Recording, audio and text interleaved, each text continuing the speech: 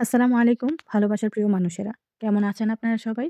আশা করি যে যেখান থেকে ভিডিওটি দেখছেন আল্লাহর রহমতে ভালো এবং সুস্থ আছেন।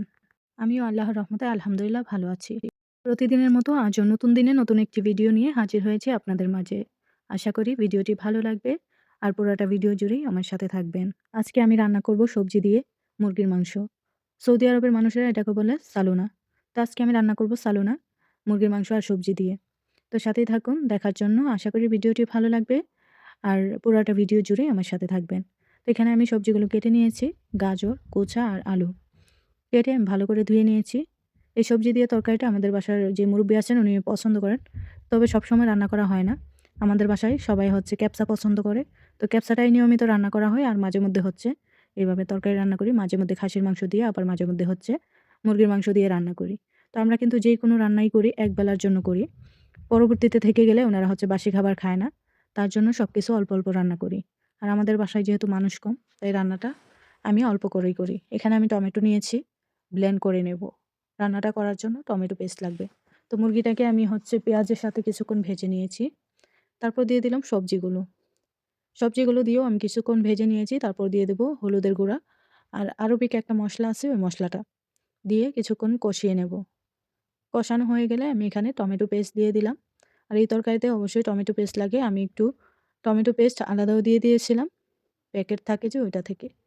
তো এরকম যখন বলক উঠে যাবে তখন আমি অল্প পরিমাণের পানি দিয়ে প্রেসার কুকারে ১০ থেকে ১৫ মিনিটের মতো সেদ্ধ করে নেব, তাহলেই হয়ে যাবে। আর এই তরকারি দিয়ে খাওয়ার জন্য সাদা ভাত রান্না করেছি আমি। দেখেন ভাতগুলো একদম ঝরঝরা হইছে। আর সাদা ভাত বলতে এখানে হচ্ছে এলাচি, দারুচিনি, পেঁয়াজ, তারপর হচ্ছে কাঁচামরিচ এগুলা দিয়ে আমি ভাতটা রান্না করছি। তো এই তো তরকারিটা রান্না হয়ে গেছে। কালারটা কত সুন্দর দেখাচ্ছে দেখেন। আমি প্রেসার কুকারে রান্না করেছি আর আজকের তরকারিটা একটু ঘন হয়ে গেছে। উনারা হচ্ছে এই তরকারিটা পাতলা পছন্দ করে। ঝোলটা একদম পাতলা হইলে পছন্দ করে। তো আজকে ঘন হয়ে গেছে। তো যাই হোক, আর আমার হচ্ছে আগে থেকে রান্না করা খাসির ফ্যাপসা ছিল। অনেকে এটাকে ফুসফুস বলে আবার ফ্যাপসাও বলে। তো ওইটা আমি হচ্ছে কালকে রাত্রে রান্না করেছিলাম। আগের ভিডিওতে আপনারা দেখছেন। তো ওইখান থেকে অনেকগুলো রয়ে গেছিল। যেহেতু আমি অনেক বেশি রান্না করছি, ২ টা খাসির ফ্যাপসা আবার সাথে হচ্ছে ৪ টা কি বলে এটাকে?